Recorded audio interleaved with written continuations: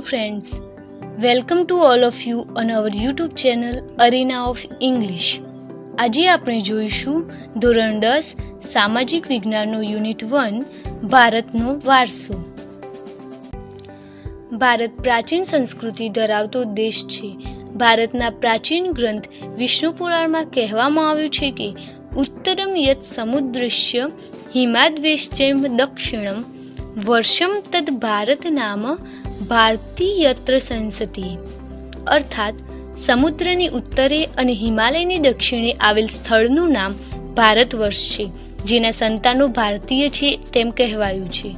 ભારતમાં શુભ કાર્ય પ્રારંભે લેવાતા સંકલ્પોમાં ભારત વર્ષ, ભરતખંડ, જંબુદ્વીપ, આર્યાવર્ત વગેરે શબ્દોનો ઉપયોગ થયો છે. પૂર્વ, પશ્ચિમ, દક્ષિણ ત્રણ દિશાઓમાં સમુદ્ર અને ઉત્તર દિશામાં હિમાલયની ગિરિમાળા એવી કુદરતી સીમાઓ ધરાવતો આપણો દેશ છે. આપણા દેશની સમૃદ્ધિથી આકર્ષાઈને અનેક વિદેશી પ્રજાઓ વ્યાપાર કરવા આવી, સ્થાયી થઈ અને ભારતીય સંસ્કૃતિના મહાનદમાં ભળી ગઈ. આ આદાન પ્રદાનની પરસ્પર પ્રક્રિયા દ્વારા દેશમાં અનેક પરિવર્તનો જોવા મળ્યા અને એ રીતે એક પેઢીમાંથી બીજી પેઢીમાં આપણા વારસાનું હસ્તાંતરણ થયું અને તેના સાતત્યપૂર્ણ વિકાસ થયો. હવે આપણે જોઈશું ભારતનું સ્થાન અને વિસ્તાર. વર્તમાન ભારતના સ્થાન, કદ અને વિસ્તાર વિશે આપણે ધોરણ 9માં અભ્યાસ કરી ગયા. પ્રાચીન સમયનું ભારત ઘણું વિશાળ હતું અને હાલમાં પણ ભારત વિસ્તારની દ્રષ્ટિએ વિશ્વમાં 7મા ક્રમે અને જનસંખ્યાની દ્રષ્ટિએ બીજું સ્થાન ધરાવે છે. હવે આપણે જોઈશું વૈવિધ્યસભર વારસો. ભારત ભૂમિએ આપણને અને વિશ્વને સમૃદ્ધ અને વૈવિધ્યસભર વારસો આપ્યો છે. ભારતીય સંસ્કૃતિ શાંતિપ્રિય અને વેપારી રહી છે. ભારતની સંસ્કૃતિમાંથી સત, ચિત્ત અને આનંદનો અનુભવ પ્રાપ્ત થાય છે. આ ઉપરાંત અહીં આવીને વસેલી ભિન્ન ભિન્ન સંસ્કૃતિ સાથેના આદાન પ્રદાન થકી ભારતીય સંસ્કૃતિ સમૃદ્ધ બની. તેણે અપનાવેલ અહિંસા અને શાંતિના મૂલ્યોની આજે વિશ્વભરમાં પ્રશંસા અને સ્વીકાર થયો છે. સિંધુ ખીણની સંસ્કૃતિના લોકોથી શરૂ કરીને આજ દિન સુધીના લોકોએ ભારતને પોતાની આવડત, બુદ્ધિ, શક્તિ અને કલા કૌશલ્ય દ્વારા સમૃદ્ધ બનાવ્યું છે. ભારતના ભવ્ય વારસાના નિર્માણ અને ઘડતર માટે અનેક ઋષિમુનિઓ, સંતો, વિદુષીઓ, વિદ્વાનો, ચિંતકો, કલાકારો, કારીગરો, વૈજ્ઞાનિકો, સંશોધકો, સાહિત્યકારો, શિક્ષણશાસ્ત્રીઓ, રાજનીતિજ્ઞો, ઇતિહાસકારો, સમાજ સુધારકો વગેરેનો અગત્યનો ફાળો છે. તેમના ધર્મ, શાસન શૈલી, ભાષા, કલા, ચિત્ર, બોલી, પહેરવેશ અને રીતિ રિવાજો વગેરે પણ ભારતને મળ્યા. આ રીતે ભારતમાં ભાતીગળ સંસ્કૃતિનું નિર્માણ થયું. હવે આપણે જોઈશું સંસ્કૃતિનો અર્થ. સંસ્કૃતિ એટલે જીવન જીવવાની રીત.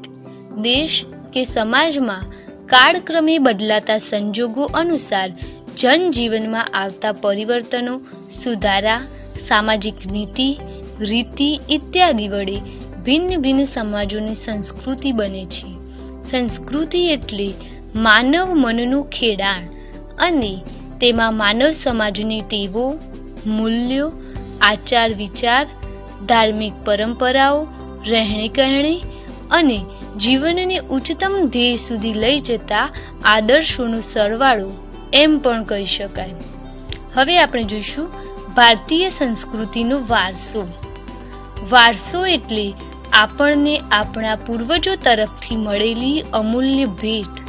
ભારતનો ઇતિહાસ હજારો વર્ષ પુરાણો છે.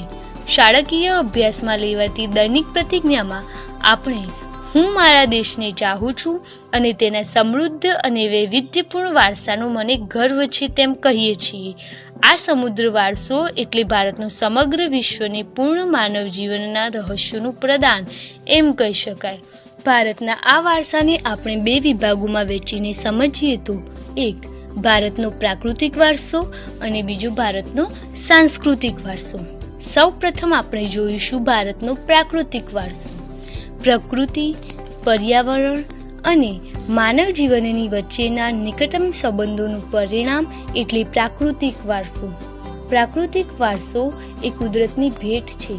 ભારતનો પ્રાકૃતિક વારસો વિશિષ્ટ અને વૈવિધ્યસભર છે, જેમાં ઊંચા પર્વતો, નદીઓ, ઝરણા, સાગરો, લાંબા દરિયા કિનારા, વિશાળ ફળદ્રુપ મેદાનો, ખીણ પ્રદેશો, રણોનો સમાવેશ થાય છે તથા વૃક્ષો, વનસ્પતિ, જીવજંતુઓ, ઋતુઓ, પશુ પક્ષી, પ્રાણીઓ અને વૈવિધ્યપૂર્ણ ભૂમિ દ્રશ્યો, વિવિધ પ્રકારના ખડકો અને ખનિજોનો સમાવેશ થાય છે.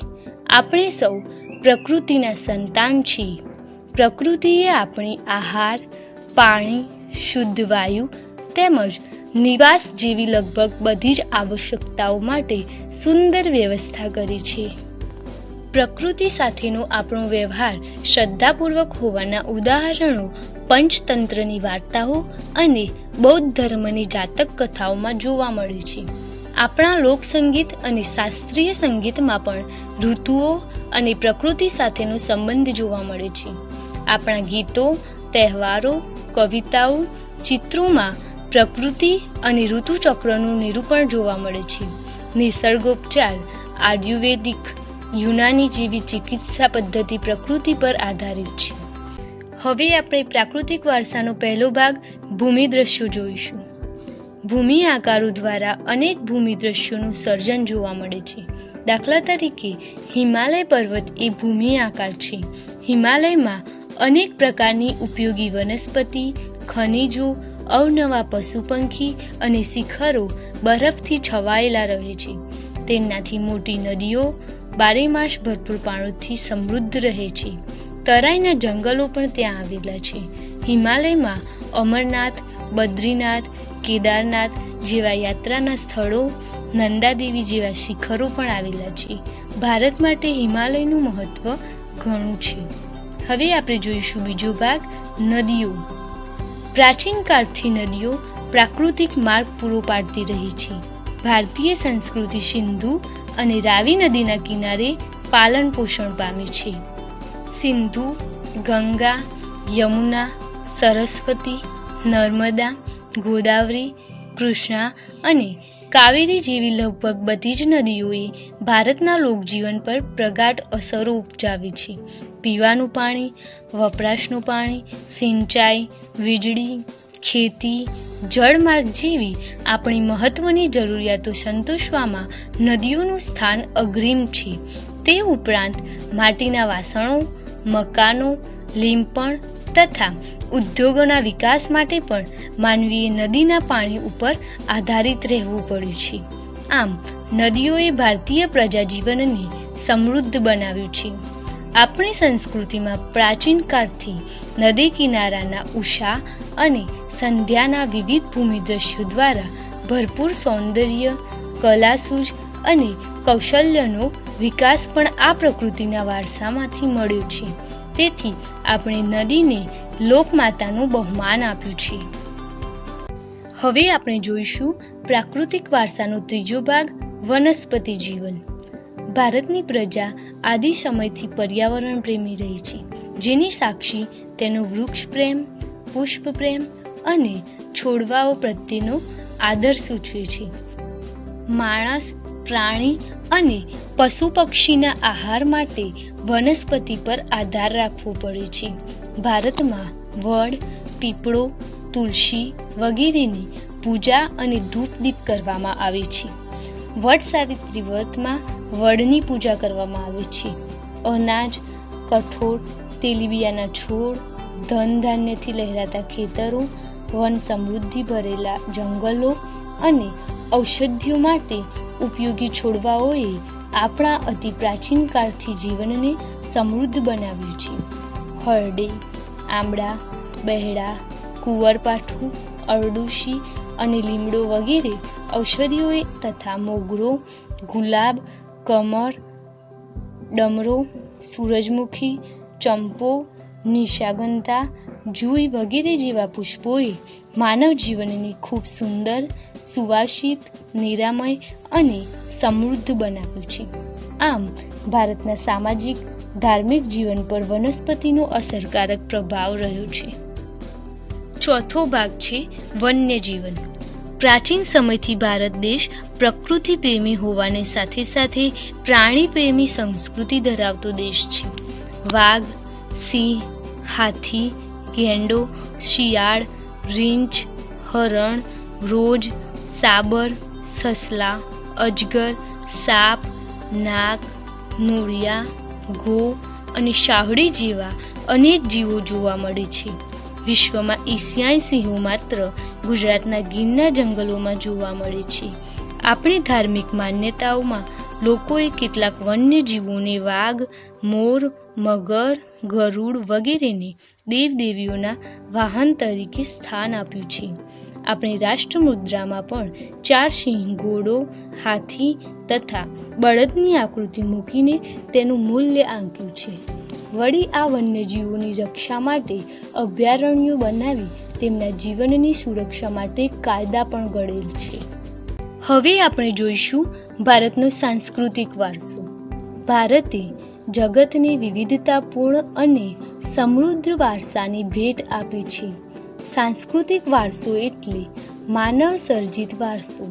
માનવીએ પોતાના કુને, બુદ્ધિચાતુર્ય, આવડત અને કલા કૌશલ્ય દ્વારા જે કંઈ પ્રાપ્ત કર્યું કે તેનું સર્જન કર્યું તેને સાંસ્કૃતિક વારસો કહેવાય. આર્યોથી શરૂ કરીને શકો, ક્ષત્રપ, કુષાણ, હુણ, ઈરાનીઓ, તુર્ક, આરબો, મુગલ, પારસીઓ, અંગ્રેજો અને ફ્રેન્ચ વગેરે જેવી વિવિધ જાતિ પ્રજાતિઓ ભારતમાં આવી.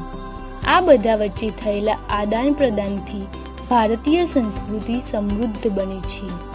પ્રાગ ઐતિહાસિક સમયથી ભારતે વિશ્વની પ્રજાઓને સાંસ્કૃતિક વારસાઓની ઘણી બધી બાબતોની ભેટ આપી છે.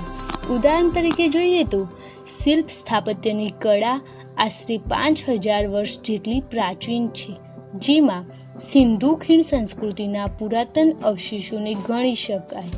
જેમ કે તેમાંથી મળી આવેલ દેવદેવીઓની પ્રતિમાઓ, માનવ શિલ્પો, પશુઓ તથા રમકડા તેમજ દાઢીવાળા પુરુષનું શિલ્પ અને નર્તકીની મૂર્તિ જોઈને આપણને આપણા સાંસ્કૃતિક વારસા પ્રત્યે સ્વાભિમાન અને ગૌરવની લાગણી જન્મે છે.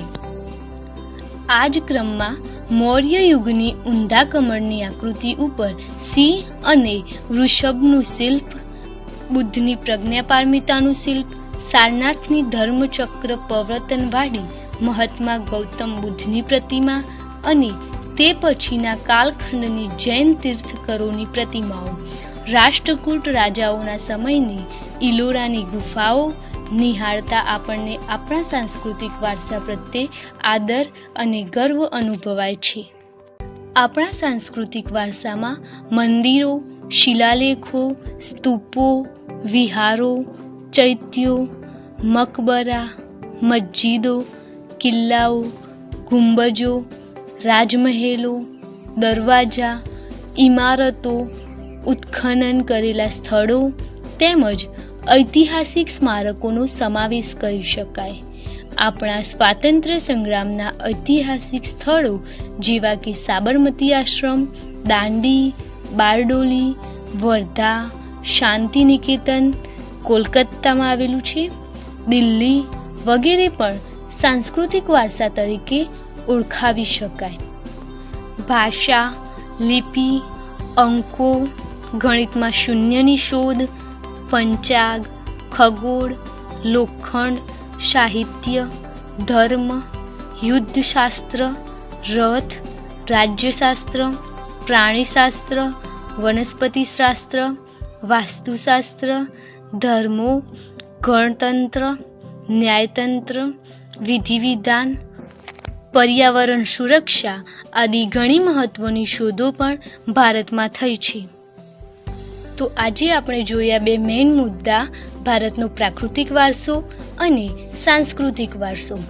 ભાગ 2 ની અંદર આપણે જોઈશું ગુજરાતનો સાંસ્કૃતિક વારસો અને ભારત ભૂમિ અને તેના લોકો તેમજ વારસાનું જતન અને સંરક્ષણ.